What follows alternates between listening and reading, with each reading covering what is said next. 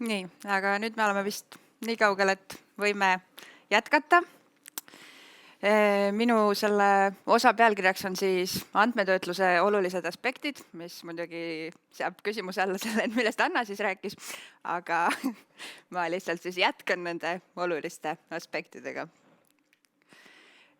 Täpsemad teemad, millest siis nüüd juttu tuleb, on esiteks andmete märgendamine, teiseks andmete eelarvamuslikkus, aegandmed ja siis aegandmete perioodilisus.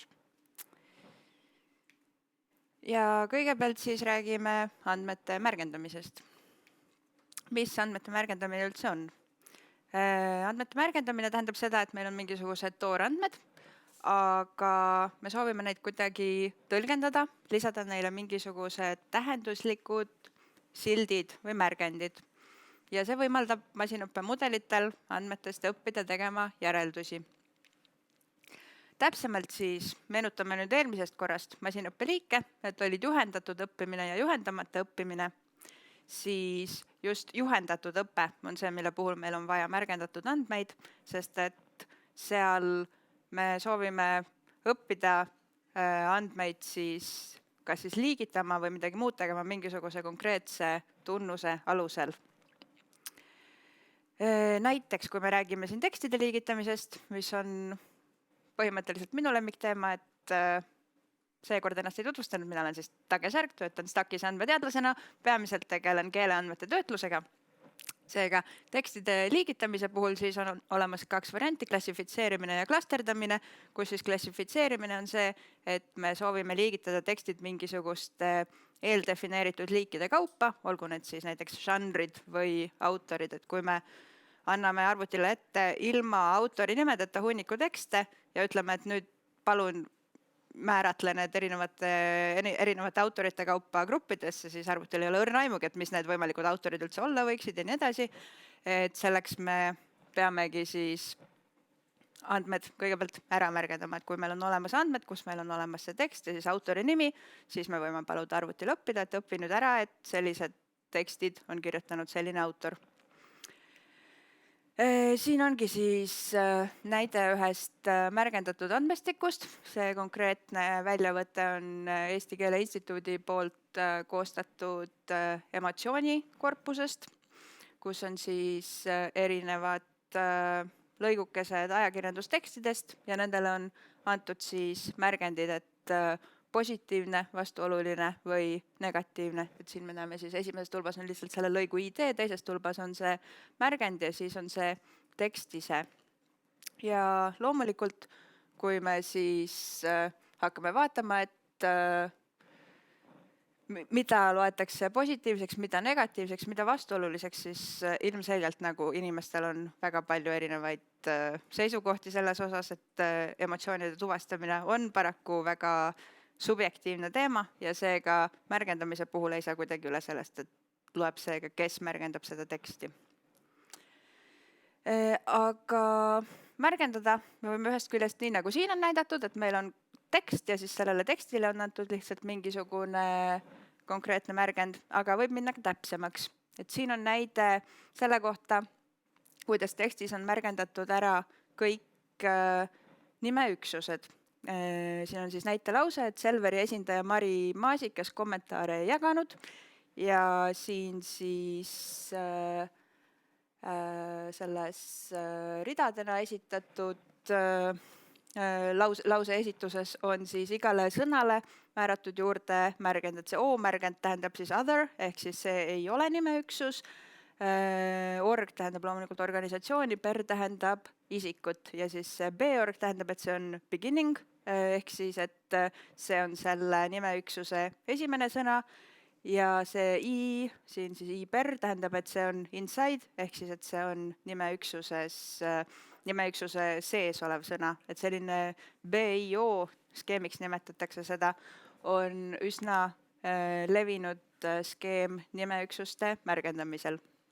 Loomulikult, kui me nüüd vaatame selle lause esitust, siis sellisel BIO kujul võib-olla inimesele ta ei ole väga lihtsasti hoomatav ja inimesele märgendamisel on hoopis mugavam vaadata lauset sellisel nii-öelda normaalsel kujul, nagu siin on all toodud, kus siis Nimeüksused on märgendatud, siin on isegi näha, et nad on erineva värviga, et siin olen teinud selle Selveri ehk organisatsiooni rohelise ja isiku ehk Mari Maasika sinise. See omakorda siis toob meid märgendamise teise olulise aspekti juurde ehk ühest küljest, kes seda teksti märgendab, teisest küljest, et mis tarkvara ta kasutab selleks, et seda teksti märgendada.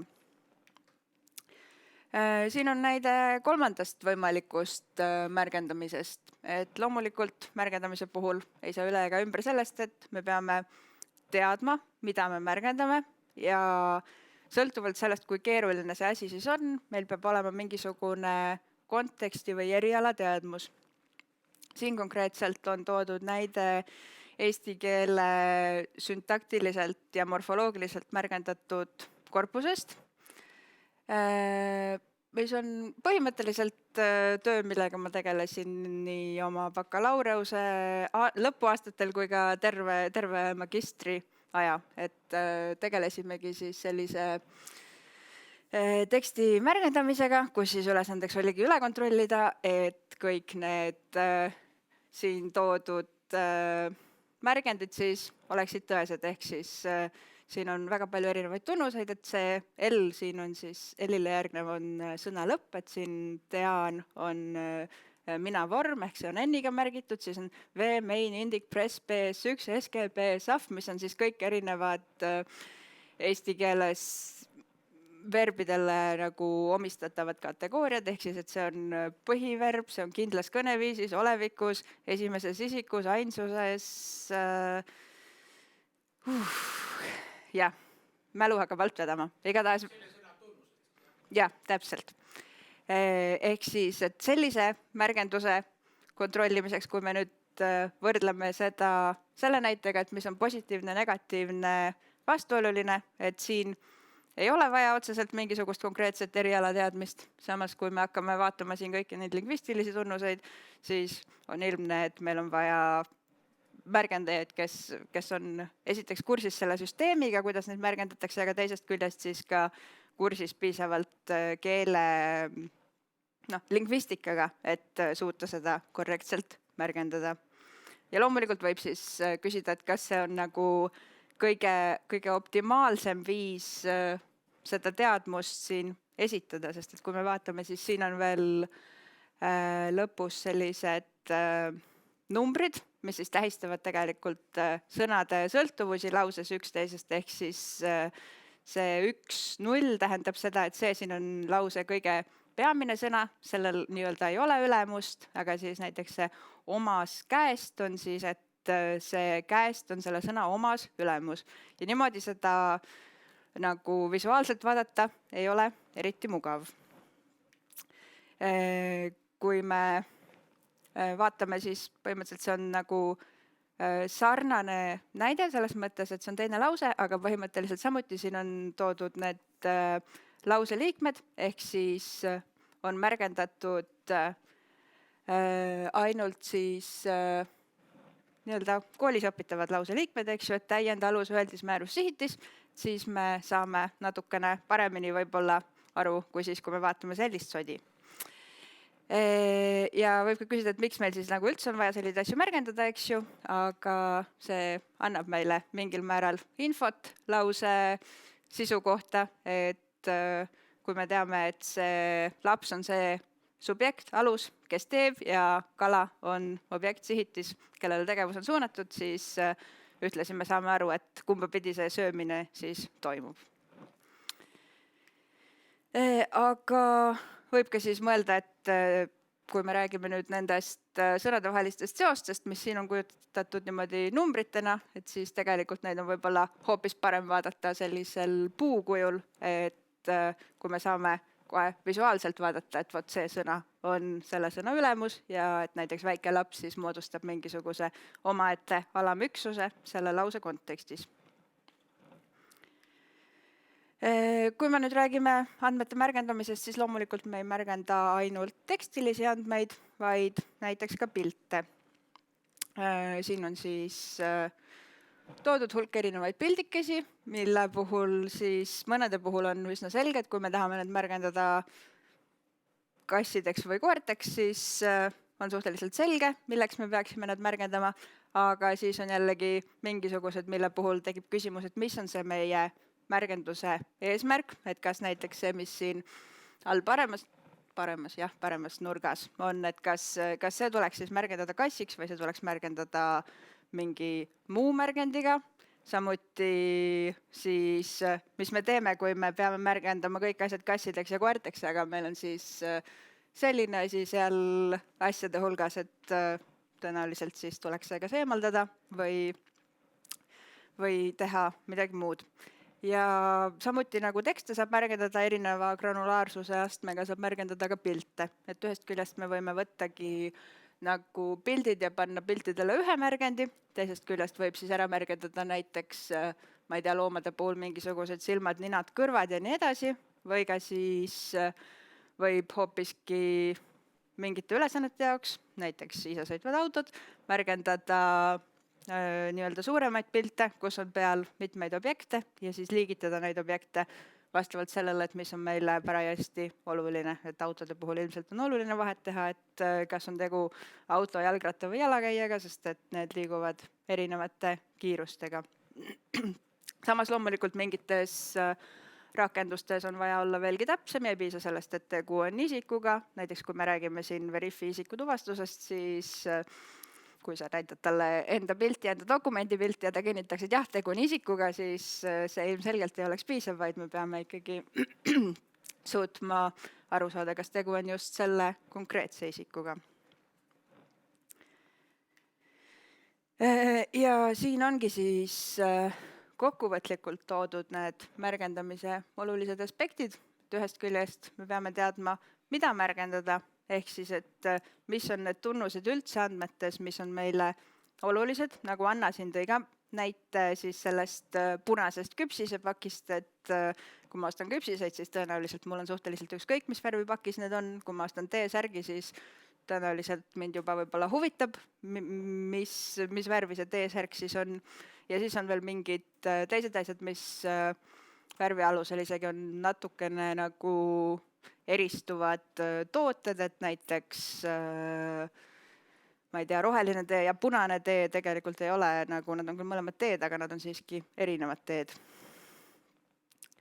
Siis teiseks loomulikult, et kuidas märgendada, ühest küljest, et kui detailseks siis minna ja teisest küljest, et milliseid märgendusskeeme ja märgendussüsteeme, märgendustarkvarasid kasutada. Kolmas väga oluline küsimus on, et mis toorandmeid kasutada.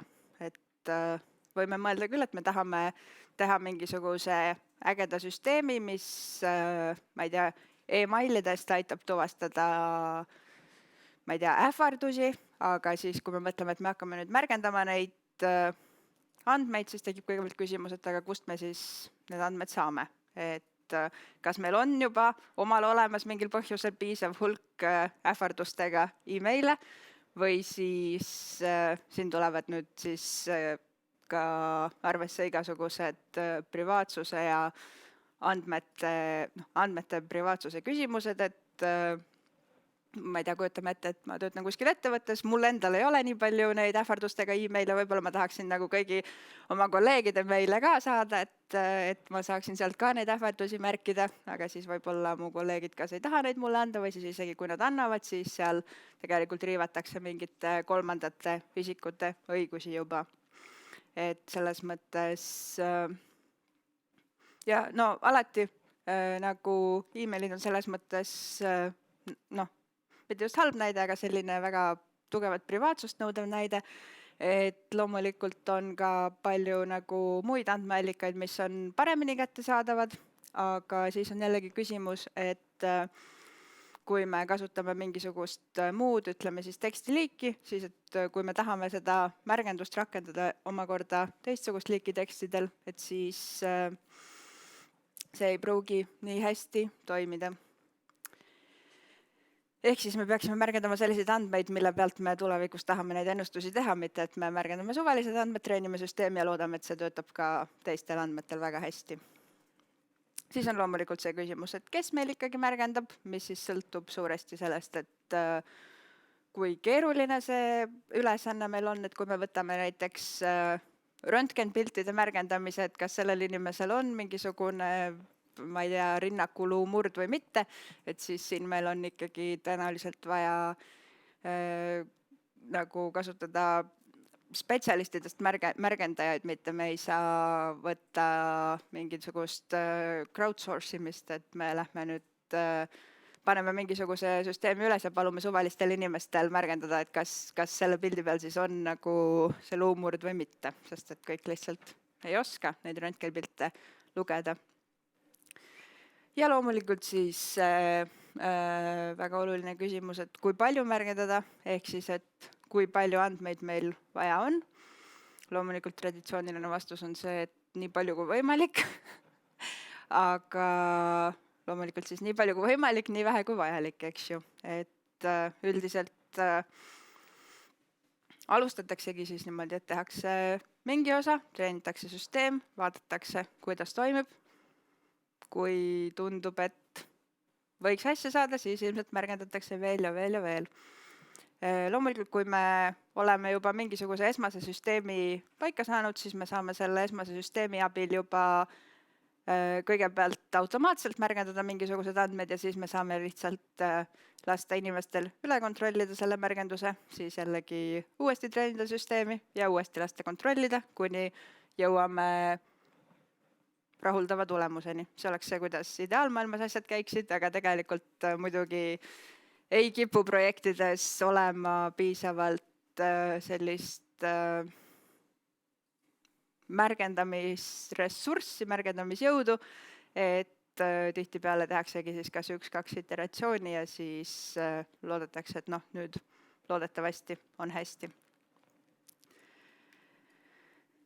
Siin on siis näide erinevatest formaatidest, sest et märgendamisega on siis see, et üks küsimus on see, et millisel kujul näeb see inimesest märgendaja neid andmeid, mis sõltub siis sellest konkreetsest tarkvarast, mida ta kasutab märgendamiseks. Ja teine küsimus on siis, et mis formaati see tarkvara need andmed salvestab. Et keeleandmete puhul on 3 kõige tavalisemat formaati siis esimene on CSV ehk siis komaga eraldatud väljade väärtused. Teiseks on siin siis toodud XML-ist näide ja kolmandaks JSON. Ja siin on siis ka mõned erinevad märgendustarkvarad. Loomulikult märgendustarkvara valik sõltub väga konkreetselt sellest ühest küljest ülesandest, et mida teil on tarvis märgendada. Teiseks sellest, et kui palju andmeid teil ikkagi on plaanis märgendada, sest et kui ei ole plaanis märgendada väga palju andmeid, ütleme, tänapäeval näiteks erinevate neuromudelite fine-tune imiseks võib-olla tekstiandmetel, kui sul ei ole väga palju klasse, siis sa tahadki märgendada näiteks kuskil 500 andmepunkti, et siis selle jaoks sul ei ole võib-olla otstarbekas hakata üles seadma mingisugust märgendamisserverit või mingisugust spetsiifilist tarkvara õppima, vaid sa võib-olla saadki selle ära teha siis kas Notepadis või Excelis. Samas, kui sul on plaanis märgendada, ma ei tea, 10 või 100 000 sõnu, siis tihtipeale ka tegelikult arendatakse välja omaenda märgendustarkvara, siis just vastavalt sellele eesmärgile, mida sa praegu soovid märgendada. Et Stackis näiteks praegu teeme projekti, mille eesmärgiks on siis kaupadele määratleda õiged hinnakoodid ja selle jaoks siis arendasimegi kliendile eraldi märgendustarkvara, sellepärast et neil oli küll olemas mingil määral märgendatud andmeid, aga nende kvaliteet oli kehv, seega nad soovisid neid andmeid valideerida ja kuna nagu sellist tarkvara, mis konkreetselt nagu selliste andmete jaoks on mõeldud, et ta oskakski andmeid filtreerida selliste tunnuste alusel, nagu meie klienti huvitab, et loomulikult sellist ei ole olemas ja seega selle puhul, kuna nende eesmärk on ka märgendada 100 000 andmepunkte isegi, siis lihtsalt see oli kõige optimaalsem valik. Loomulikult siis ise mingisugust süsteemi arendades või ka tellides mingisuguse konkreetse märgendussüsteemi arenduse, tuleb arvestada sellega, et kui kas siis selle süsteemi arendaja nagu teie ettevõttes või siis see partner, et ei tee enam temaga koostööd, siis tuleb loomulikult kokku leppida, et kuidas siis edasi selle süsteemi haldamine ja kõik see saab välja nägema, et dokumentatsioon, jah, tuleb kirjutada lõputult dokumentatsiooni selleks, et võimalik uus töötaja või uus partner saaks selle asja haldamise üle võtta, mitte et meil oli tore süsteem, aga nüüd see töötaja, kes selle arendas, läks meil töölt ära ja nüüd me istume mingi hunniku sodise koodi otsas ja ei saa seda enam kasutada. Ja mida siis peab nende märgendite valimisel arvestama, on see loomulikult, et esiteks nad peavad olema informatiivsed, et kui me soovime näiteks soovime tulevikus oma andmetelt üles leida isikud ja organisatsioonid, siis loomulikult märgendades me peame ka eristama, et kasutama eraldi märgendeid isikute ja organisatsioonide jaoks, sest et kui me paneme lihtsalt, et see on nimi, siis arvuti ei tea, kas see on isik või organisatsioon. Teiseks, need peavad olema eristavad ja eristatavad. Eristavad tähendab siis seda, et peaksid olema nendel konkreetsetel tunnustel vahet tegevad, ehk siis, et kui meil on isik versus organisatsioon, siis me näiteks peame mõtlema, et mida me teeme FIE-dega, et kas need on siis isikud või organisatsioonid. Ja eristatavad selles mõttes, et ka meie märgendajad peavad olema suutelised aru saama, et mis nende märgendite erinevused siis on, ehk siis reeglid peavad olema paigas ja nad peavad olema märgendajatele arusaadavad. Märgendid peavad olema sõltumatud, mis tähendab siis seda, et meil ei ole mõtet teha märgendeid, mis üksteisega kattuvad, ehk siis kui me märgendame juba isikunimed ja organisatsiooni nimed, siis meil ei ole mõtet veel märgendada lihtsalt üleüldiselt nimed, mis siis hõlmaksid nii isikuid kui organisatsioone kui muid nimesid, vaid siis olekski mõistlik lisada sinna siis other name, mis oleks siis, et kõik muud nimed.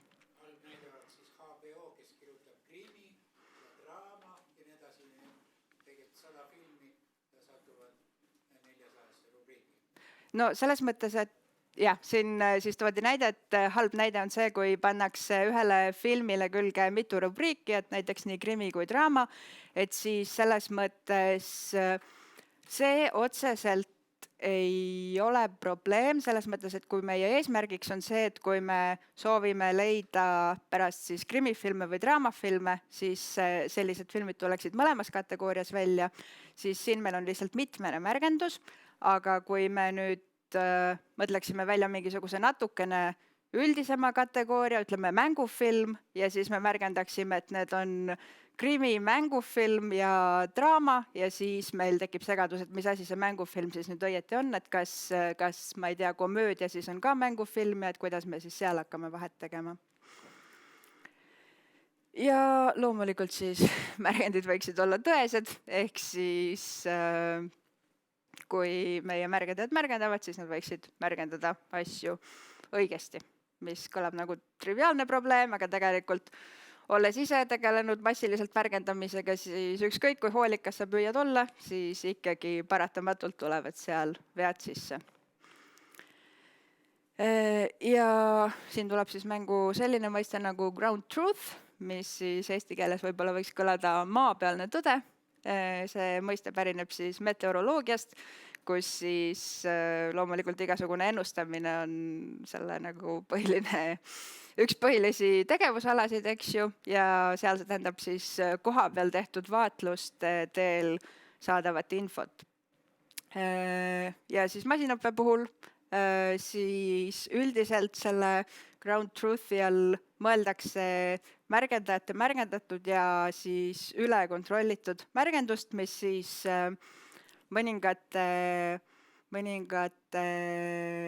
elualade puhul võib tegelikult ikkagi erineda siis sellest nagu päris nagu maapealsest tõest nii-öelda, selles mõttes, et jah, kui me räägime keeleandmetest, et kui me märgendame, et kas tekstid on positiivsed, negatiivsed või vastuolulised, siis nagu kus see kus see tõeline tõde, eks ju on, et seda meil ei olegi, aga kui me nüüd märgendame, et kas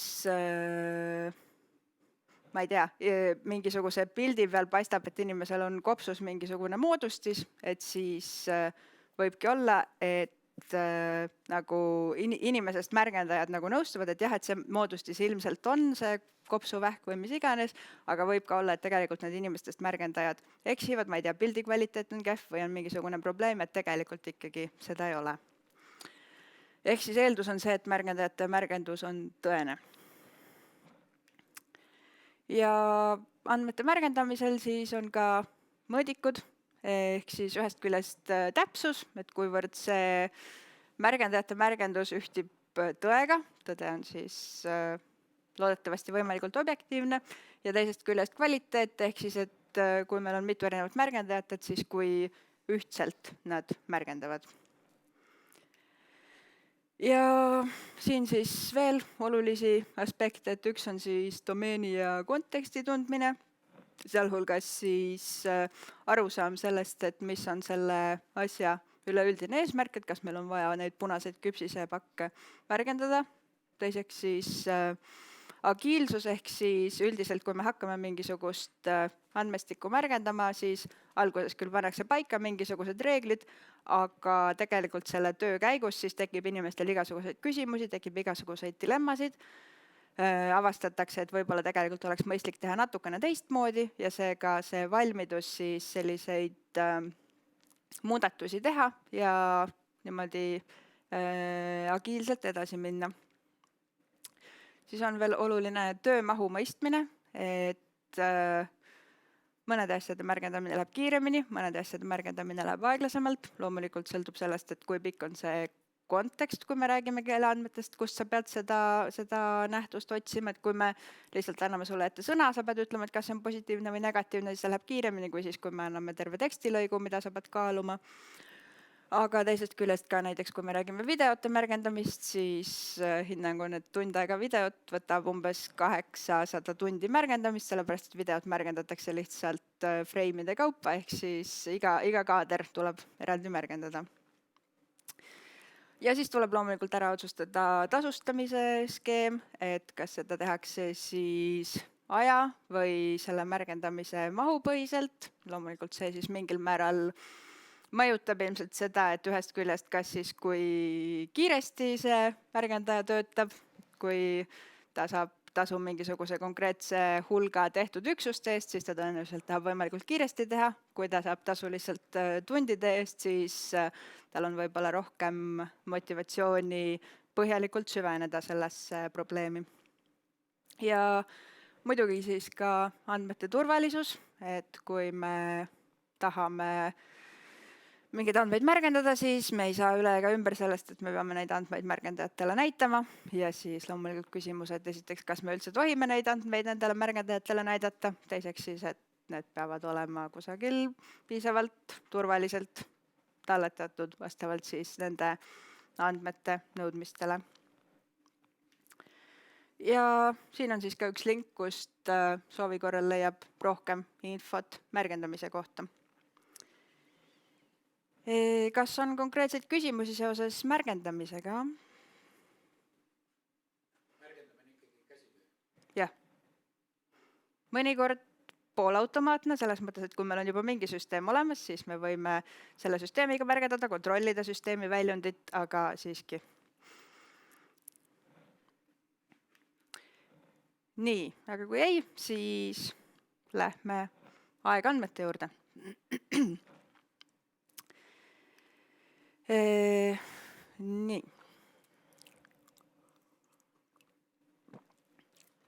Aegandmed on siis väga lihtsalt öeldes ajalisse järjekorda pandud andmepunktide kogum ja tüüpiliselt on need andmepunktid siis mingisugusest allikast mingisuguse ajavahemiku järel saadud mõõtmised.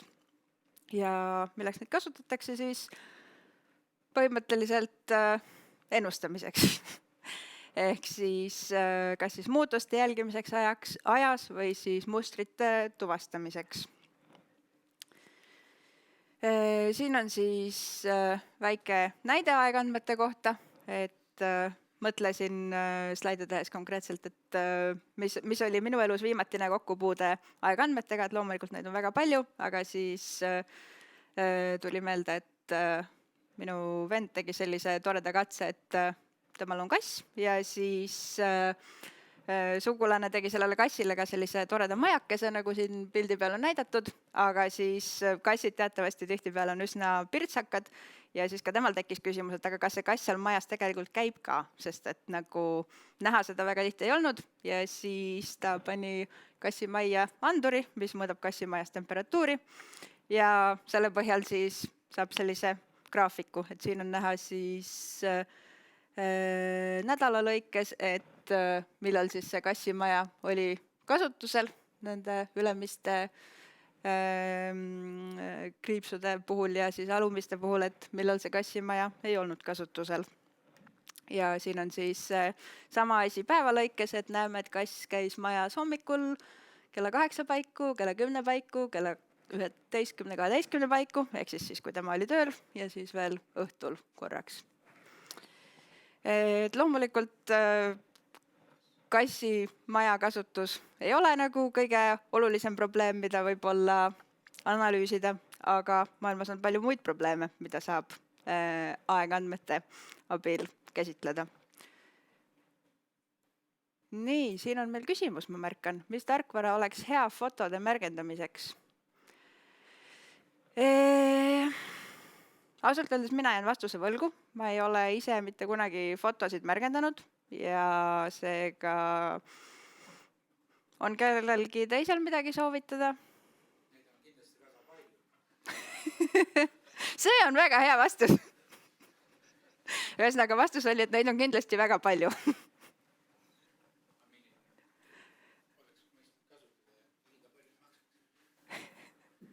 Ühesõnaga, ilmselt tuleb jälgida siis enda võimalusi, et kas me saame kasutada ka tasulist tarkvara, sel juhul, et kui palju see tarkvara võib maksta, kui me ei saa kasutada tasulist, siis milline on piisavalt lihtne, piisavalt kiire, võimaldab piisava täpsusega enda fotosid märgendada. No võib nii olla, võib ka olla niimoodi, et sa laadid tarkvara enda arvutisse ja siis selle tarkvara abil oma arvutis märgendad, et sõltub, kuidas see tarkvara on tehtud. Või siis sa laadid tarkvara enda serverisse. Anna?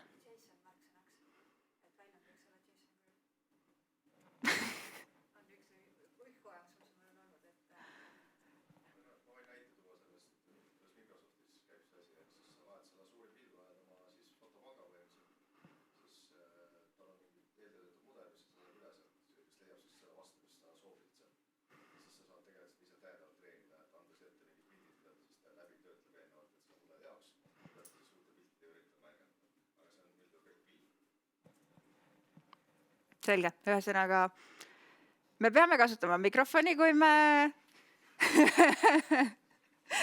me räägime publikust, aga ühesõnaga oli veel kommentaar see, et enamasti toimub see pilves. Nii. Aha, jah, kommenteeritaksegi, et kahjuks ei kuule saalist vastuseid, et midagi liiga tähtsat õnneks ei öeldud ja ühtegi konkreetset tarkvara ei soovitatud.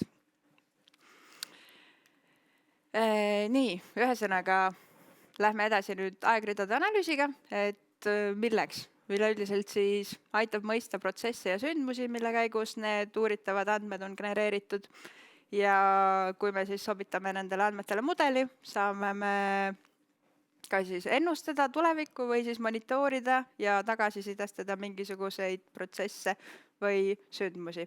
Et monitoorimise näide siis näiteks, et kui ma ei tea, me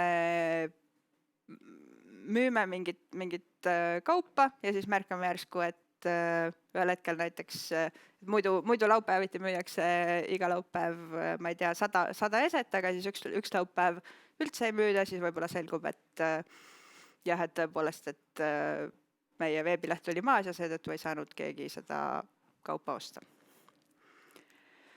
Aegandmetel on siis selline unikaalne omadus nagu järjestatus, ehk siis nendel on väga loomulik järjekord ja nendel esineb ka selline omadus nagu seriaalkorrelatsioon, mis tähendab siis vaatluste vahelise korrelatsiooni sõltuvust mõõtmispunktide vahelisest kaugusest. Ehk siis, et andmepunkti väärtus ühel ajahetkel on statistilises sõltuvuses andmepunkti väärtusest mõnel teisel ajahetkel, mis tähendab omakorda seda, et kui me oma ennustustes teeme vea, siis enamasti see viga propageerub ajas. Ehk siis, et kui me ennustame, et ma ei tea, aktsia hind ühel päeval teeme oma ennustuse mööda, pakume, et aktsia maksab 10 eurot, ehkki ta maksis 5 eurot, siis tõenäoliselt ka meie järgmised ennustused lähevad juba mööda. Ja aegandmeid ongi siis 3 tüüpi, et ühed on aegread, mis on siis lihtsalt kogu mõõtmisi ühe konkreetse subjekti kohta erinevatel ajahetkedel. Näiteks siis maksimaalne temperatuur Tallinnas iga aasta 1. jaanuaril.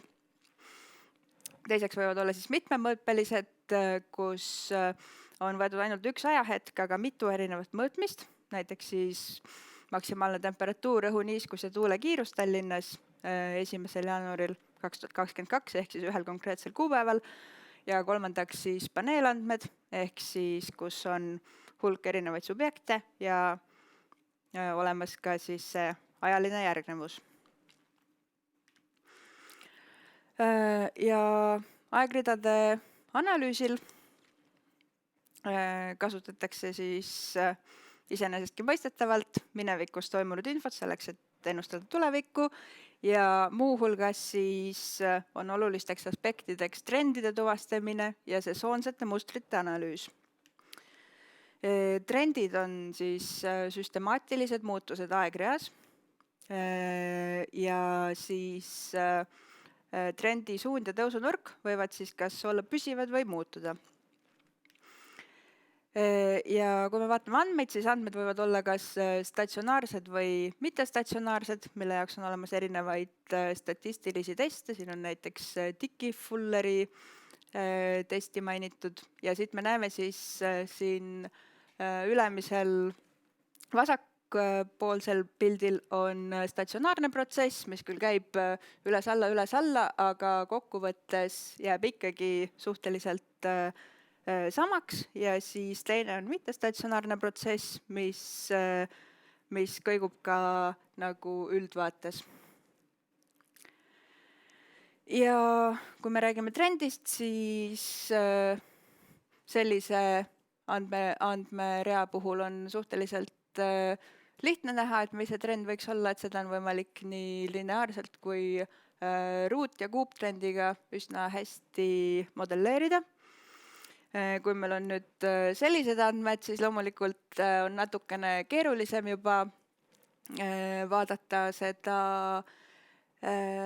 nagu paljasilmaga graafikult, nagu selle graafiku puhul on suhteliselt hästi näha, eks ju, et see graafik siin on siis meil tarbijahinnaindeksi kohta aastate lõikes, et noh, see on loogiline, et see ajas kasvab, aga siin on siis graafik majutatud turistide arvu kohta, mis siis ilmselgelt Eestis siis suviti on suurem ja talviti on väiksem, aga on siiski näha, et üleüldiselt see kasvab ja siin graafikul ongi siis näha selline mõiste nagu perioodilisus ehk siis regulaarsed ja ennustatavad mustrid aegreas ehk siis selle põhjal me võime ennustada, et igal aastal suvel on rohkem, talvel on vähem. Aga siis saame ikkagi ka joonistada trendi selle graafiku kohta. Ja perioodilisust tuvastataksegi siis ühest küljest tausta ja konteksti teadmusega, et no, turistide puhul me enam-vähem teame, kui me räägime näiteks verivorstide ostmisest, siis me loomulikult teame, et seda detsembris tehakse palju rohkem kui, ma ei tea, juunis-juulis, eks ju. Samuti siis graafikult on väga mugav seda vaadata ja saabki teha ka statistilisi analüüse ja teste. Ja perioodilisuse arvestamine siis aegridade modelleerimisel ühest küljest on siis olemas erinevad mudelid, millesse on perioodilisusega arvestamine juba sisse ehitatud, nimetatakse Sarimaa perekonnamudeliteks. Teisest küljest saab siis perioodilisuse eemaldada, kui andmed lihtsalt ära siluda, aga siis loomulikult, kui me hakkame ennustusi tegema, siis me peame jällegi selle perioodilisuse taastama, sest et kui me ennustame silutud andmete põhjal, siis me ei arvesta sellega, et suviti on rohkem, talviti on vähem turiste. Ja kolmandaks siis mõningatel juhtudel on saadaval juba silutud algandmed, näiteks USA tööhõive andmed, et sellisel juhul meil ei olegi vaja sellega vaeva näha.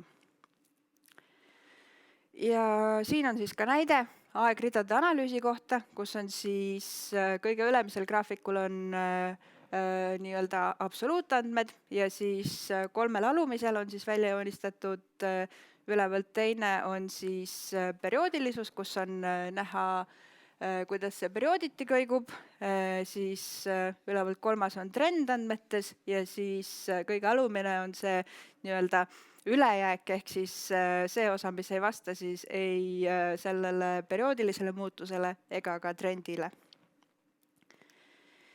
Ja aegridade modelleerimiseks siis kasutataksegi kõige rohkem kas siis libiseva keskmise põhiseid mudeleid, erinevaid Arima-Sarima perekonnamudeleid ja kasutatakse ka tehisnärvivõrkudel põhinevaid mudeleid, aga nii palju, kui ma kirjandusest olen näinud, siis siiani need ei ole ületanud neid nii-öelda lihtsamaid mudeleid oma täpsuselt ja seega need vähemasti ärirakendustes väga aktiivselt kasutusel ei ole. Kuidas töötab Siri? Siri aegrida selles... Inimene räägib arvutiga, arvuti saab aru. Kuidas ta sai sellest aru? Kuidas see põhimõtteliselt käib? On sellist äppi, et mis muusika mängib ja see muusika ei ole mitte keegi puhub vilet, vaid terve orkester mängib. Ja ta saab aru, et see on Mozarti... Ja, kas see oskab ka tagurpidi aru saada, et kui me laseme nagu kursuste laimus, laseme muusika tagurpidi, kas see täpselt samamoodi saab aru? Või ta ei saa aru nii, nagu inimene ei saa aru? No siin... Jah, kordan siis, et esimene küsimus oli see, et kuidas Siri töötab, teine küsimus oli see, et kuidas näiteks rakendused saavad aru, mis muusika parajasti mängib ja kolmas oli, et kui muusika mängiks tagurpidi, kas siis oleks ka võimalik aru saada? Ükski nendest ei ole aegridade probleem, aga Siri töötab põhimõtteliselt niimoodi, et seal esimeseks sammuks on siis see nii-öelda mis iganes tähelepanu, nagu et sa ütled hei Siri ja siis kõigepealt peab tuvastama, et üldse Siriga räägitakse, siis seal on kõnetuvastus ehk siis peab tuvastama, et mida öeldi, siis seal on mingisugune inglise keeles...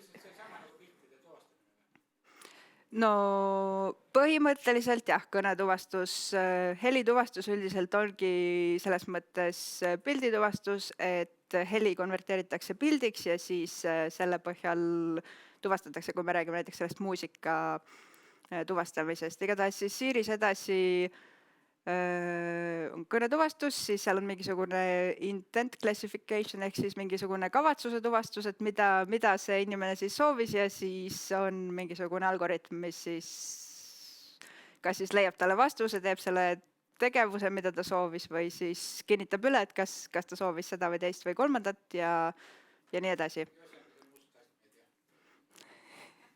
No konkreetset algoritmi kindlasti ei ole nagu kuskil väljas jah, et üldjoontes me nagu teame, aga mitte konkreetsete algoritmide ja parameetrite kaupa.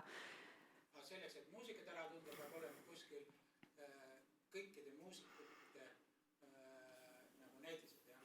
Selleks, et muusikat ära tunda, on meil vaja jah, märgendatud andmestikku selles mõttes, et kui me tahame, et meie süsteem oskaks öelda, et see on... Nagu Spotify's on kõik muusika olemas, siis see on kuskil kolmandas kohas on ära märgendatud ja seda siis kasutatakse, sest kui ma selle äpi käivitan, siis tegelikult see muusika saadetakse serverisse see seal tehakse kindlaks ja siis saadetakse mulle vastus.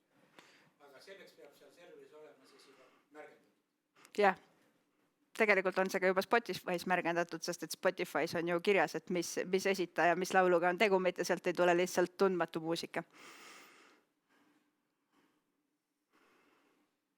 Siiski seal midagi puud. Spotify oskab mängida ja ta oskab selle kõrval seda teksti anda ja selle teksti järgi puhas teksti otsingut saab teha, aga ta ei tunne muusikat ära. No Spotify's on juba kirjas, mis muusikaga tegu on, nii et tal ei ole vaja seda ära tunda. Nii, ja kolmas küsimus, et kas ta tagurpidi mängivat muusikat ka ära tunneb? Ma kardan, et tagurpidi mängivat muusikat ei tunne ära, aga tagurpidi mängiva muusika saab keerata õiget pidi ja siis ta ilmselt tunneb ära. Ma arvan, et tõenäosus, et muusika mängib tagurpidi on suhteliselt väike ja seega sellist funktsionaalsust ei ole sisse ehitatud, jah. Nii, tagasi aegridade juurde siis, et põhimõtteliselt teooria osa sain ära räägitud. Stackis tegeleme ka aegridadega ja siin siis meie konkreetne kasutuslugu on siis nõudluse ennustamine ühe Eesti mis iganes jaekaubandusketti jaoks. Ehk siis kui me vaatame, kuidas toimub mingisuguse toote müük, siin meil konkreetselt on vaatluse all Pauligi filtrikohv, siis kui me vaataksime lihtsalt 6 kuu keskmist, siis see oleks see lilla joon siin, ehk siis kui selle 6 kuu keskmise põhjal siis otsustaks seda, et kui palju seda kohvi parajasti peaks poodi lattu tellima, siis ilmselgelt nagu mingitel perioodidel meil jääks kohvi kõvasti puudu. Need on siis tõenäoliselt mingisugused kampaaniaperioodid, kus siis see kohv on odavam ja seetõttu ostetakse seda kohvi palju rohkem. Ja seega siis olemegi teinud mudeli, mis siis püüab ennustada, et kui palju seda kohvi müüakse ja siin siis sinisega on see mudeliennustused ja rohelisega on see päris müük. Kohvi puhul muidugi see ei ole nii kohutavalt oluline, sest kohvi säilivusaeg on pikk ja seega kui meil on laos natukene rohkem kohvi, siis see ei ole suur probleem. Kui meil tegu on näiteks piimaga, siis loomulikult on see täpsus palju olulisem. Ja siin on siis ka näide 2 süsteemist, et alati saab süsteeme edasi arendada, aga siis tuleb arvestada, et mis on ikkagi see, mida me saavutada tahame. Et kui me vaatame siin, siis on 2 süsteemi, tark tellimine Pro, et siis tark tellimine on see roosad täpikesed ja tark tellimine Pro on sinised täpikesed. Et ühest küljest me küll näeme, et enamiku kaupade puhul need sinised täpikesed on roosadest üleval pool, ehk siis nende täpsused on paremad, aga mõned sinised täpikesed on ikkagi allpool ja seega meil peab olema täpselt teada, et kas meil näiteks on mingisugused eriti olulised kaubagrupid, mille puhul me ikkagi ei saa kannatada, ei ole võimalik nagu lubada sellel täpsusel langeda. Et kui meil ei ole seda, siis me võime kasutusele võtta selle siniste täppidega mudeli, aga kui on, siis tuleb verifitseerida, et need kaubagrupid ei oleks seal allpool. Ja siin on siis ka lihtsalt näiteid ka selle kohta, et jah, selle konkreetsioonise peal on siis kõikides kaubagruppides edasi arendatud mudeli täpsus parem. Nii, kas meil on küsimusi aegandmete kohta? Seal selle kohvi puhul oli, me lihtsalt jälgisime, kuidas mõjus kampaania. Ühest küljest jälgime, kuidas mõjub kampaania, teisest küljest siis, et mis juhtuks, kui me lihtsalt võtaksime 6 kuu eelneva keskmise ja lähtuksime sellest, et siis kuna müük väga tugevalt kõigub, siis see 6 kuu keskmine ei anna meile tegelikult eriti palju infot selle kohta, et kui palju parajasti peaks olema. Jah.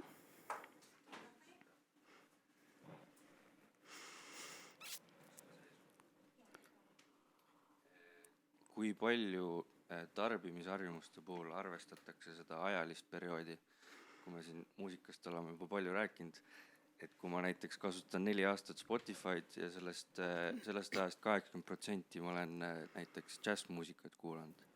Aga nüüd viimasel ajal ma avastan omale mingi uue žanri või uue artisti ja ma mingi lühikese perioodi puhul kuulan siis palju seda artisti, aga võrreldes selle 80%-ga see on ikka väga väike osa, et kas need soovitused tulevad siis korrektsed mulle?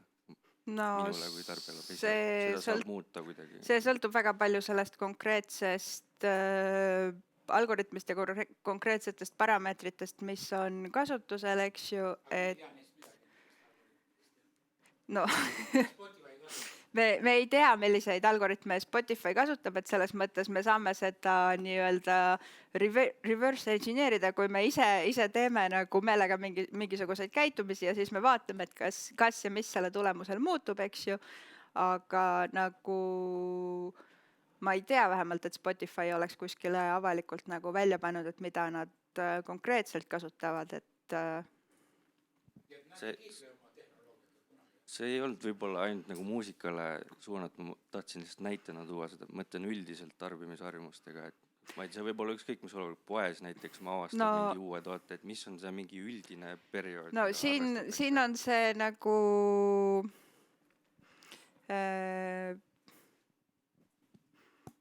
ma ei ole nüüd päris kindel, kas see on nagu tõsieluline lugu või see on väljamõeldis, aga igatahes mingisugune jutt selle kohta, et kuskil USA-s oli mingisugune 16-aastane tüdruk, kes siis, kelle kohta see tema lemmikkaubanduskett sai enne teada, et ta on rase kui tema ise, sellepärast et tema mingisugused tarbimiseelistused muutusid, et talle hakkasid meeldima mingisugused teiste lõhnadega kreemid ja selle põhjal siis tehti järeldus, et järelikult ta on nüüd rase ja siis ta sai mingisuguse õnnitluse koju, et palju õnne, et te last ootate ja siis see oli nagu tema perele suur šokk või midagi sellist.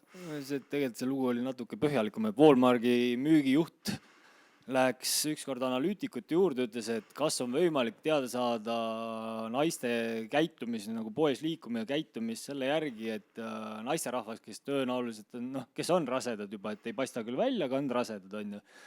Mis on asja eesmärk? Asja eesmärk oli jälle see, et saavutada nagu müüki. Ehk teatavasti, kui neiud saavad teada, et nad on lapseootel, siis nad ennast tagasi ei hoia, siis tal on seda uut vaja, seda, tohutu käive tekib sealt pealt.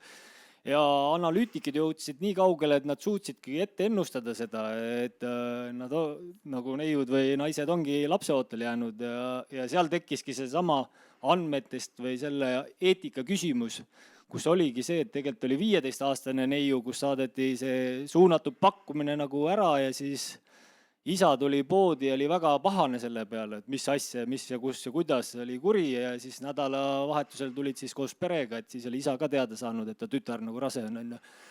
Aga seal ongi see eetika küsimus, et kui täpseks me selle mudeli viime. Ehk see kõik on nagu ette ennustatav inimese käitumine teatavasti, aga seal, mida me välja loeme ja kui hästi me sealt välja loeme neid. Jah. Ka hullemini minna. Ma ükskord täitsin veebi küsimustikku ja sain vastuse, et ma olen geenius. Rasedus on selle kõrval naljas. Okei, ühesõnaga aitäh seda lugu täpsustamast. Nüüd ma siis tean ka paremini, kuidas see oli ja oletan, et tegu ei ole siis linnalegendiga. Selge. Nii, aga siis nüüd andmete eelarvamuslikkus, mis on päris hea nagu edasiminek praegusest punktist. Räägime siis, millised on masinõppe nõudmised andmetele. Seda ma tegelikult eelmine kord rääkisin, aga lihtsalt kordame üle, kuna need punktid on väga tugevalt seotud andmete eelarvamuslikkusega. Esiteks siis andmete hulk, tavaliselt mida rohkem, seda parem, eks ju. Siis andmete jaotus, treeningandmed peavad kirjeldama reaalsust, ehk siis kui meie, ma ei tea, soovime ennustada, et kas inimene, ma ei tea, ostab kohvi või ei, aga meie treeningandmetes 99% inimesi ostavad kohvi ja 1% ei osta, aga tegelikult võib-olla ainult 5% inimesi ostab kohvi, siis tõenäoliselt meie mudel on natukene valesti õppinud. siis andmete kvaliteet, kui meil on vigased andmed, saame me vigase mudeli ja tunnuste relevantsus, et kas meil üldse on siis need vastavad tunnused, et ennustada seda tunnust, mida me soovime teada. Siin siis näide andmete hulga ja jaotuse kohta, et kui meie treeningandmestik on liiga väike, siis võib juhtuda, et me küll leiame mingisuguse hea mudeli, et täiesti sirgjoonega saab eraldada need sinised ja punased mullikesed, mis on siis erinevatesse klassi kuuluvad andmed.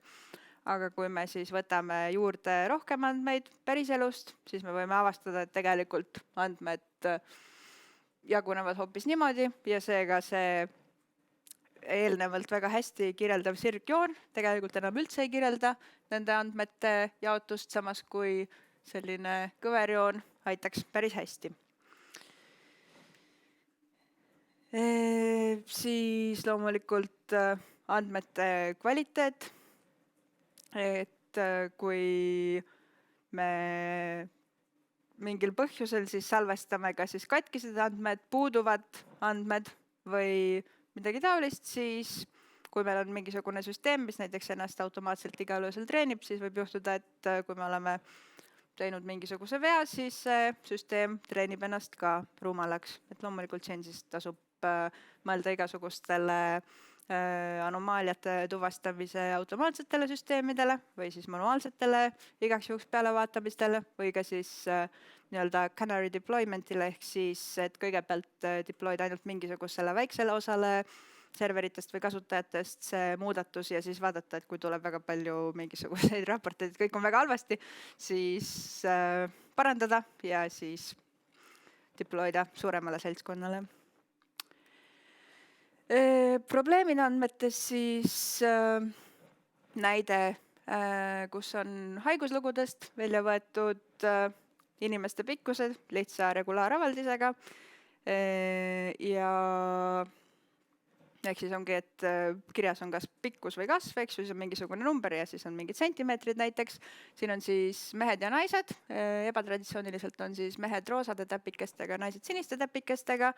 Ja siit me siis näeme, et muidu on nagu enam-vähem loogiline see asi, et siin on ka need trendijooned joonistatud naistele ja meestele, ehk siis, et alguses oleme lapsed, kasvame aina pikemaks, siis täiskasvanuna hakkame jääma aina lühemaks, ehk siis nagu on teada, siis noorem põlvkond on lihtsalt pikem kui vanem põlvkond, mina olen tunduvalt pikem kui mu vanaema, aga siis siin on meil selline anomaalia, et millegipärast kuskil 25 või 20 kuni 40 aastased naised on millegipärast kuskil 50 sentimeetri pikkused, et nagu miks siis, eks ju, et see tuleb siit trendijoonelt ka ilusti välja. Loomulikult sellepärast, et nende haiguslugudes on siis kirjas, et nad sünnitasid lapse, kelle pikkus oli 50 sentimeetrit, 52 sentimeetrit, mis iganes. Ja kuna sellise võimalusega ei arvestatud, siis meil ongi selline viga andmetes. Ja seega nüüd, kui me siis hakkame selle põhjal ennustama, et sa oled naine ja sa oled 30-aastane, siis me pakume ilmselt, et sa oled kuskil 110 sentimeetrit, 120 sentimeetrit pikk. Noh, ei ole. Ja andmete kallutatus, et mis siis need põhjused võivad olla, et loomulikult otseste vigaste andmete põhjus võib siis olla see, kuidas me need andmed saanud oleme, eks ju. Aga teisest küljest siis aktiivsus eri gruppide lõikes, et kui me räägime näiteks, ma ei tea, filmi arvustustest või millest iganes, siis me võime küll väita, et see film, ma ei tea, meeldis 80% inimestest, aga tegelikult, et kas siis need inimesed, kes seda filmi arvustavad kusagil lehel, et kas need peegeldavad siis kõiki selle filmi vaatajaid või siis tegelikult on veel hulk pensionäre, kes küll vaatavad seda filmi telekast, aga nad ei lähe kunagi seda filmi arvustama. Siis kasutaja tagasisidel põhinev õppimine, siin näiteks Google'i otsingud, et Google mingil hetkel hakkas pakkuma neid soovitatud otsinguid, et kui sa alustad juba oma otsingu kirjutamist, siis ta pakub sulle, et mis sealt võiks edasi tulla, eks ju. Ja siis loomulikult siis nende pakutud otsingute sagedus siis omakorda suureneb, sellepärast et Google pakub neid. Siis igasugused muudatused süsteemis, et kui sa lisad mingisuguse uue välja, siis varem seda välja ei ole ja seega sealt tuleb mingisugune erinevus. Puudulikud andmed ja andmete kallutatusel siis ka ühiskondlikud tegurid, kui me räägime siis sellest, et mingisugused pildituvastussüsteemid näiteks ei suuda tuvastada mustanahalisi inimesi, sellepärast et nende treeningandmetes lihtsalt ei ole neid. Ja siis kiiresti veel paar sellist nii-öelda tehisintellekti eetika küsimust, et esiteks andmed üldiselt on külmalt matemaatilised, et kui me teeme mingisugust süsteemi, siis me peame mõtlema, et kas me peame seal äkki lisama ka mingisuguse ärireeglite kihi, et kui näiteks mingi inimene kogu aeg ostab poest alkoholi ja siis me soovitamegi talle, et näe, osta seda, et võib-olla see ei ole päris eetiline niimoodi teha, eks ju. Siis loomulikult on andmete loojate eelarvamused, et kui näiteks Microsoft tegi katsetuse siis vestlusrobotiga, kes siis õppis nendelt kasutajatelt, kes temaga rääkisid ja siis sai temast üks väga selline rassistlik ja halb tegelane. Siis seninägemata andmed, millest Anna juba rääkis, et me hakkame mingisugust putukat märgendama valesti. Ja loomulikult ka valeandmed, ehk siis tänapäeva tehnoloogiatega juba suudetakse ilusasti luua siis selliseid täiesti usutavana näivaid, näiteks olgu siis inimeste nägusid, videosid ja nii edasi, ehk siis meil on omakorda seal veel uus nii-öelda valdkond, ehk siis kuidas tuvastada ära, et siis tegu on nagu valeandmetega. Ja siin ongi siis veel kokkuvõtvalt ära toodud need eetikapunktid, et ühest küljest vastutused, kui me anname mingisuguse ennustuse, siis peame ühest küljest kasutajale kommunikeerima, et see on siis tehisintellekti poolt tehtud ja teisest küljest siis ikkagi ka mõtlema, et mida me saame väita, mida me ei saa. Loomulikult kõik need trammiprobleemid, et kelle peaks isesõitav auto alla ajama ja kelle ellu jätma. Igasugused töökohtade kadumise hirmud ja loomulikult igasugu Frankensteini hirmud, et tuleb kuri AI ja võtab maailma üle ja loomulikult ka andmete turvalisus. Nii, aga nüüd lähme siis selle osa praktilise osa juurde, kui kellelgi ei ole hetkel küsimusi või on. Et praktiline osa saadeti teile meili peale. On jälle GoLabis.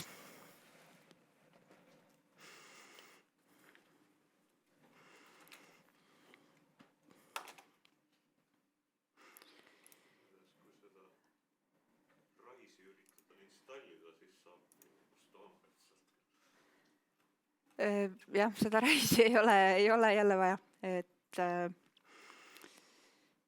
lihtsalt jäi siia. Nii, aga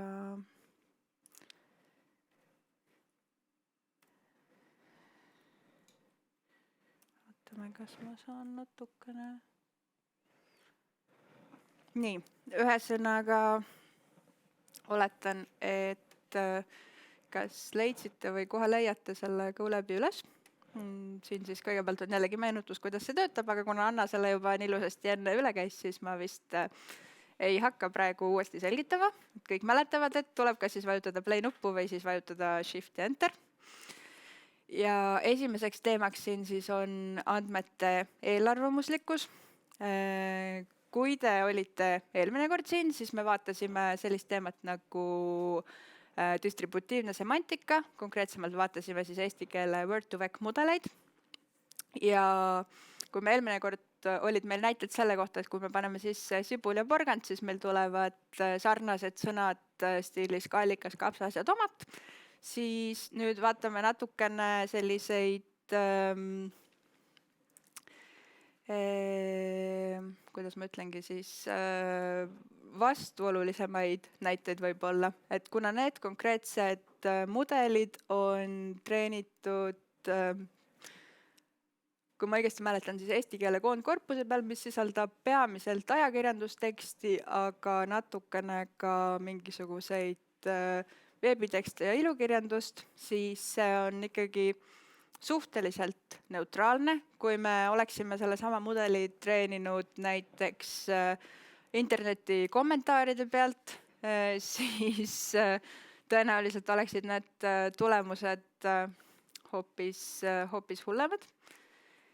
Nii, mina püüan nüüd seda mudelit siin siis sisse lugeda, millega läheb natukene aega, aga põhimõtteliselt, mida me siit siis vaatame, on see, et vaatame kõigepealt, millised on kõige lähedasemad sõnad sõnale mees.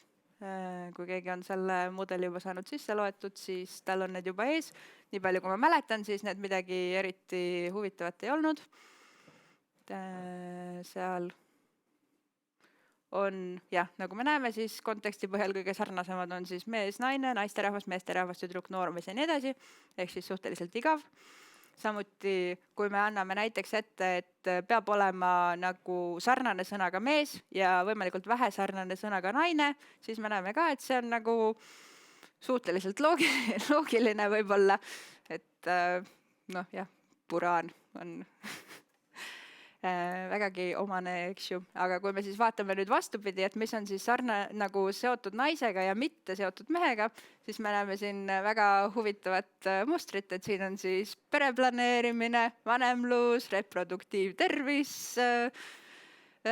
kõik sellised asjad, sugupool, võrdõiguslikkus, ehk siis tundub, et ka selles meie mudelis on mingil määral siiski see nii-öelda ühiskondlikud eelarvamused kajastatud. Ja samuti, kui me vaatame, et mis on siis selle mudeli meelest kõige sarnasemad sõnaga terrorist, siis loomulikult, nii palju kui me teame, siis praegusest olukorrast maailmas, eks ju, siin on erinevad islami äärmuslased ja Al-Qaidad, aga loomulikult tegelikult ju ei ole terroristid ainult islami äärmuslased, vaid terroristid võivad olla igast mis iganes äärmuslikust liikumisest pärit. Teiseks on siis väikene näide andmete puhastamise ja eeltöötluse kohta, aga erinevalt Annast mina vaatan siin siis tekstiandmeid. Ja konkreetselt siis vaatame, et kuidas teksti puhastamine ja sõnade algvormide leidmine mõjutab sellest tekstist tehtavat sagedusloendit. Et selleks installime 2 paketti. Üheks on STNLTK, mis on eesti keele töötluseks mõeldud pakett, ja teiseks on siis WordCloud, mille abil on võimalik oma sagedusloendit visualiseerida sõnapilvena. Ja siis siin loomegi sellise näidisteksti.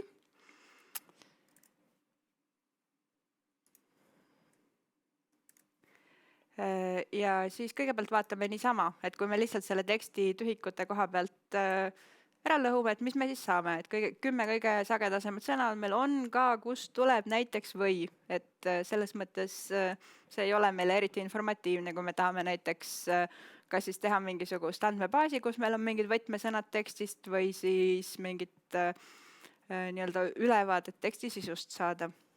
Me võime siis viia need sõnad väiketähelisele kujule, et siis näiteks suure tähega nagu ja väikse tähega nagu oleksid koos.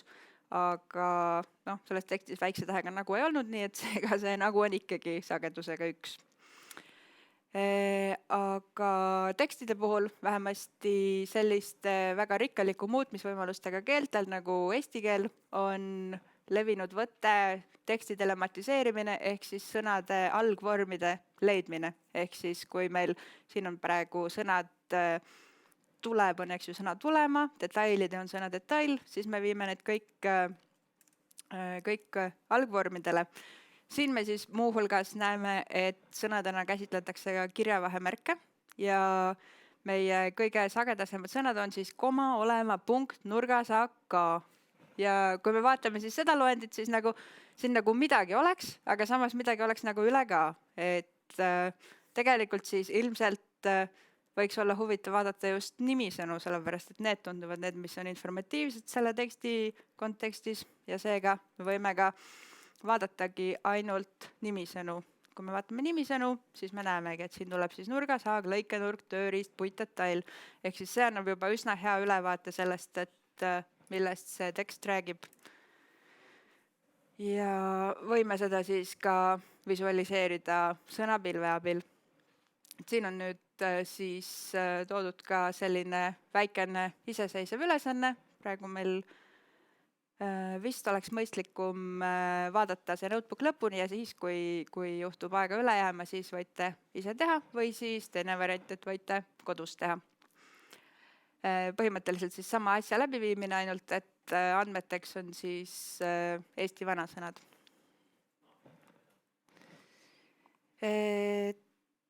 Küsimusi? Okei. Siis vaatame kiirelt üle ka aegridade analüüsi, mis on siis põnev tuleviku ennustamise teema. Et kasutame siin paketti FP Prophet, mis on Facebooki teadustiimi loodud ja katsetame aktsiahindade peal. Loomulikult, kui see nii hästi töötaks, siis oleksid juba kõik inimesed maailmas rikkad, seega tuleb arvestada, et tulevikuennustused ei ole alati pädevad. Ühesõnaga, aga siin kasutame siis Y-Finance paketti, mille abil me saame andmeid alla laadida. Ja kasutamegi siis näitena Facebooki aktsiahinda. Ehk siis võtame selle tikkeri järgi FBK ja vaatame siis kogu Facebooki aktsiaajalugu kasutame. FB Prophet tahab omale andmeid sisse saada konkreetses formaadis, ehk siis viime need sellisele õigele kujule. Võime ka vaadata, milline see siis välja näeb. Et siin on meil siis 2 tulpa, kus meil ühest küljest on siis kuupäev ja teises on siis olemas see aktsiahind. Ja siis treenimegi mudeli. Ja kui mudel on treenitud, siis me saame ennustada. Ehk siis ennustame lisaks siis nagu minevikule ennustame ka 30 järgmist andmepunkti. Ja selle saame graafikule panna. Saame siis sellise graafiku, kus meil siis need mustad punktikesed on need tõesed andmed, ehk siis päris ajaloolised aktsiahinnad. Sinine joon on siis sobitatud mudel. See sinine ala on siis sobitatud mudeli nii-öelda tõenäosuspiirid.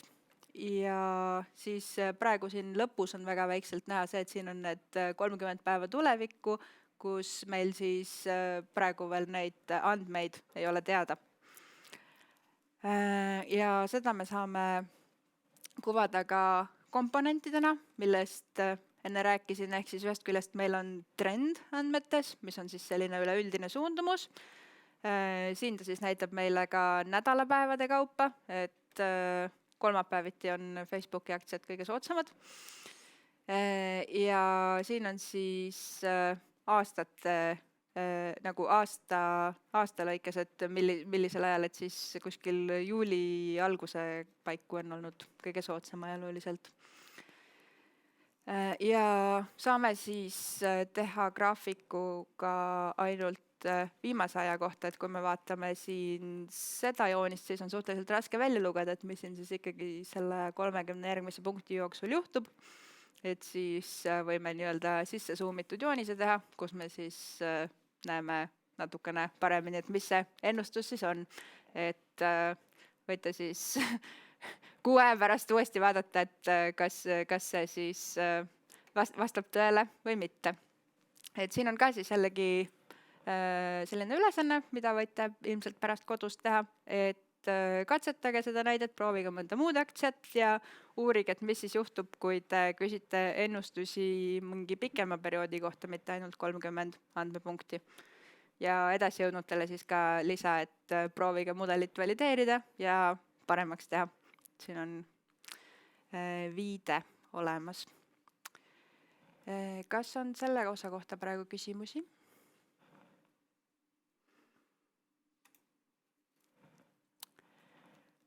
Aga kui ei, siis me võime vist minna päeva kokkuvõtte juurde.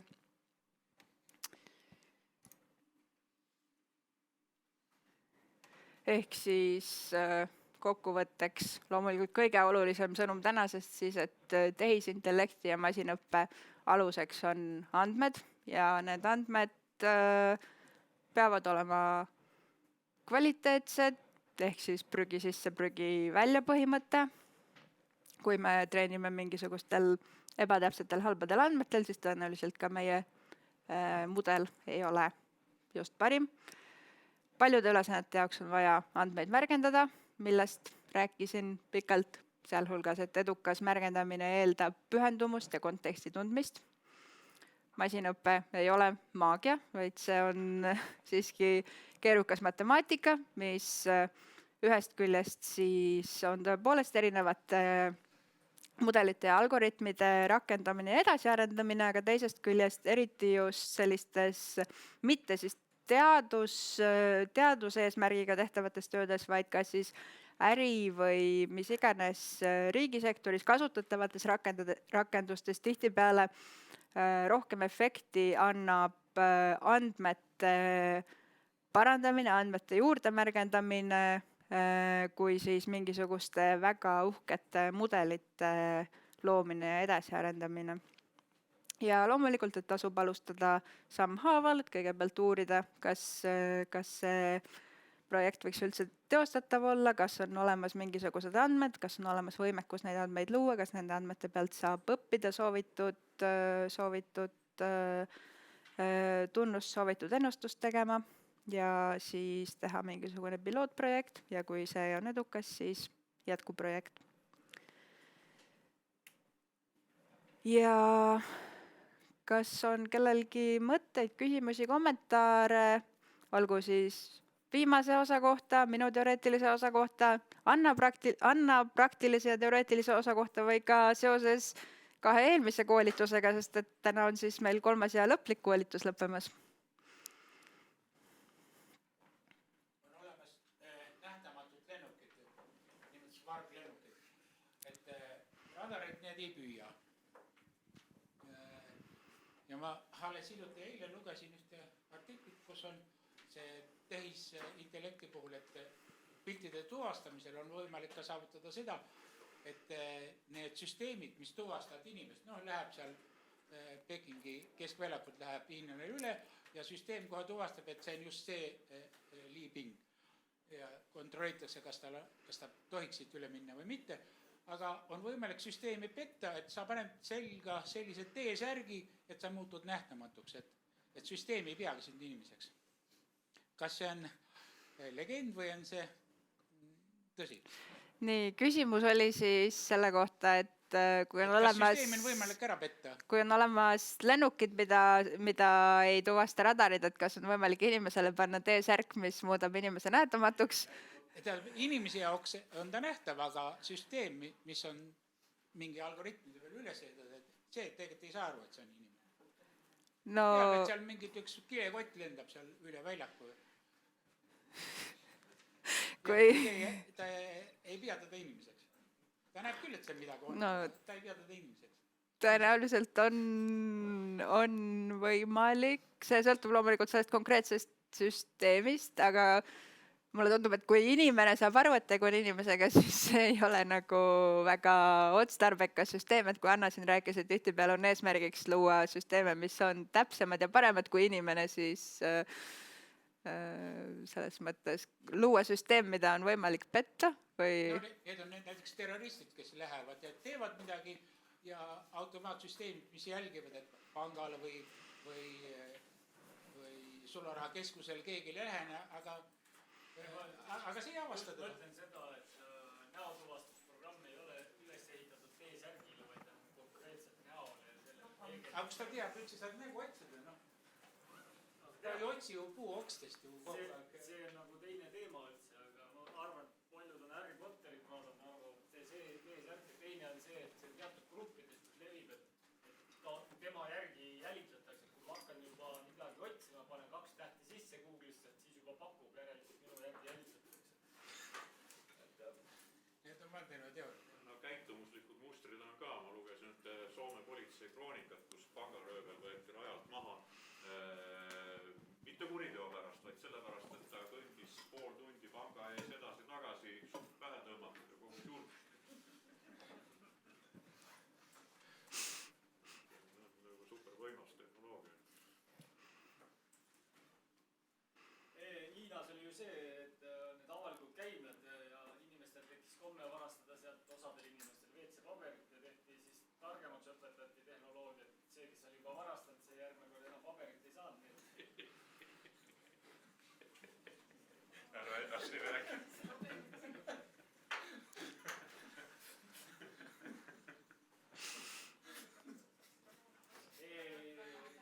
Siis Inglismaal on ka terrorismi asju on hästi palju, aga seal on ka hästi palju CCTV kaameraid on ju. Seal ühed terroristid saadi nii kätte, et nad ütlesid, et nad ei olnud seal või isegi kaklejaid, et kui Inglismaa politseiga tegin koostööd, siis seal oli see, et näotuvastussüsteem suutis nad ära tuvastada enne. Nad olid seal nagu liikunud, et see ongi see. Aga küsimus on täpselt see, et mida me otsime. Ehk kui sina käid siin tänava peal, käid ringi ja oled, sa oled lihtsalt süsteemi jaoks 1 ja 0. Senikaua, kui sa meil huvi ei paku, siis sa oledki 1 ja 0.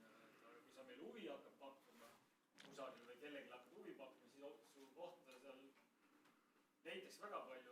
Soomlased tegid kunagi katsetust, üks väga armas neiu oli seal saatejuht ja siis ütles ka nendel nii-öelda inimestele, poolhäkkeritele, et vaatame, mis siis mu kohta avalikust veebist annab üles leida. Siis ühel hetkel üks pani ja te olete homemade'i ka teinud, et me siin. Ja siis proua läks või neiu läks väga näos punaseks, et sellised intiimsemad kaadrid olid seal.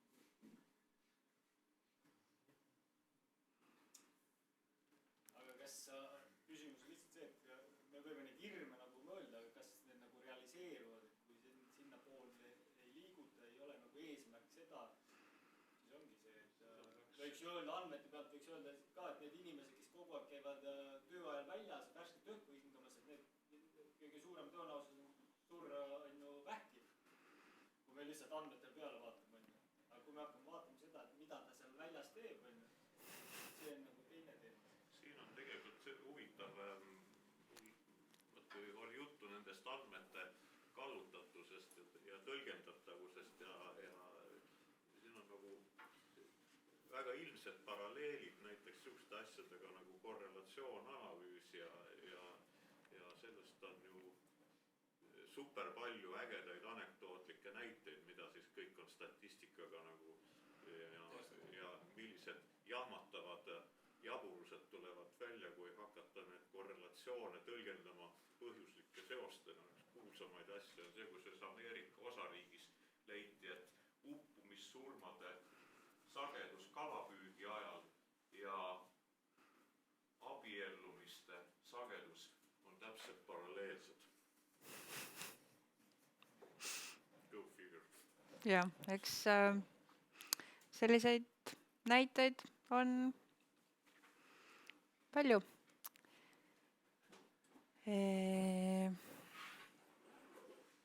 Veel mingeid küsimusi või lõbusaid lugusid kellelgi jagada? Kas tehisintellekti saaks ära kasutada ka selleks, et igasugused küsitlused, mis tehakse veebis, inimesed täidavad neid ja siis oleks vaja neid andmeid ju puhastada, filtreerida sealt vale vastuse välja ja nii edasi. Kas oleks võimalik lasta tehisintellektil standardsele küsimustele, et ta ise puhastaks, et me ei peaks iga kord välja neid algoritme, mis kontrollivad, kas ta ütleb selle vastuse õigesti. no see, Seal on niimoodi, et kui ta ütleb enda kohta selle asja, et siis järelikult see 7. vastus ei saa olla see. no Iga vastus on tegelikult üksikult, me ei saa öelda, on see õige või vale. küsimus siis sellest, kas tehisintellekti saab kasutada automaatselt andmete puhastamiseks, et ma kahtlustan, et selle konkreetse näite puhul pigem peaks siis olema nendesse küsimustesse nii-öelda valedetektor küsimused sisse pandud selles mõttes, et kui sa lähtud sellest, et sa küsid nii palju infot kui vajalik ja nii vähe kui võimalik, siis tõenäoliselt sul ei ole selliseid korduvaid nagu selliseid võimalusigi inimesel võib-olla midagi väga ebaloogilist enda kohta öelda ja noh, selles mõttes see sõltubki, eks ju, kui sa küsid inimeselt, et kui vana ta on ja mitmendas klassis ta käib, eks ju, siis võib-olla tõesti, et kui ta ütleb, et ta on 53 ja käib 3. klassis, et siis võib-olla jah, aga et kas on üldse mõtet küsida, eks ju, neid kahte asja ja teiseks siis jällegi, et kas siis selline anomaalia on nagu päriselt vigane vastus või see on nagu päriselt mingisugune eriti huvitav juhtum, eks ju, et kui me räägime näiteks meditsiiniandmete analüüsist, oli kogemus, et olid prostata spetsiifilise antigeeni mõõtmised meestel ja siis oli ka andmetes nagu tavaliselt teed mingisugune kas kuni 10 kuni 100 või siis isegi nagu maksimaalselt kuskil 500 ringis ja siis olid mingisugused üksikud indiviidid, kellel see oli mingisugune 10 000 või midagi sellist ja siis oligi küsimus, et okei, kas me viskame need siis välja, aga siis pidades nagu aru meeste arstiga, siis oli, et ei, need ei ole mõtet välja visata, sellepärast et need just ongi nagu need huvitavad juhtumid, et need on need, kellel juba on mis iganes eesnäärmevähk mingisuguses lõppstaadiumis ja et selles mõttes need ei ole tegelikult vigased andmed.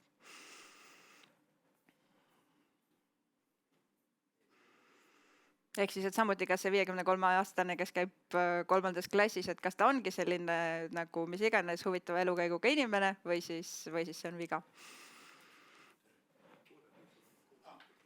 Selle Veriffi kohta, kas te oskate öelda, kas Veriffi, tema teatab, et see inimene ja see dokument, need on üks ja sama, jah? Nii, kas Veriff peab teadma, ligipääs tal peab olema nendele dokumentidele? Keegi Aafrika riigist näitab oma dokumenti, näitab ennast, ütleb, et mina olengi see. Ei, tõenäoliselt ta toimib ikkagi nagu konkreetsete riikide dokumentidega. Veriffil endal peab olema ligipääs nendele dokumentidele. Ei, mitte konkreetselt nendele dokumentidele, aga selles mõttes, et ta peab teadma, milline see dokumendi formaat on, et ta ei pea olema näinud nagu konkreetselt sinu ID-kaarti kuskilt riigisüsteemist, aga ta peab olema üleüldiselt näinud Eesti ID-kaarti.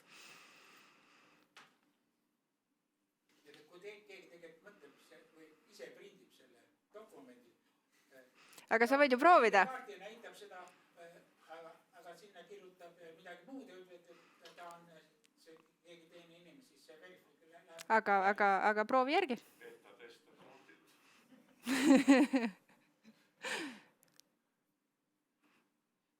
Sest need turvaelement ju kaameras ei näe. Need peaks olema päris korralikud need algoritmid ja siis nad tuvastavad ka selle ära, kui sa oled nagu reaalselt printeris selle välja printinud ja üritad nagu seda midagi muuta. Et minu teada neil on seal need kindlad nii-öelda siis mustas kastis algoritmid, mille järgi nad tuvastavad, et dokument on tõene, mitte välja prinditud.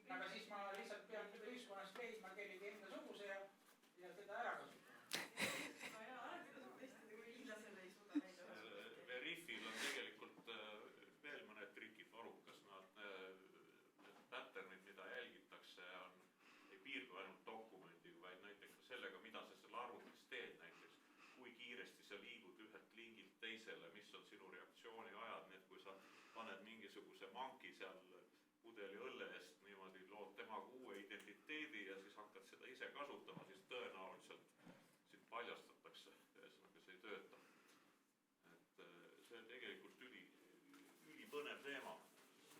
Poole kõrvaga olen kuulnud midagi selle kohta, aga lihtsalt siuke laada jutt, mis ma praegu räägin. jah, et meie aeg tänaseks on läbi, ehk siis laada juttu võime ilmselt jätkata koridoris, et kui kellelgi on veel mingisuguseid päris küsimusi, siis alati võite meile kirjutada, siin on meie meiliaadressid ja aitäh osalemast!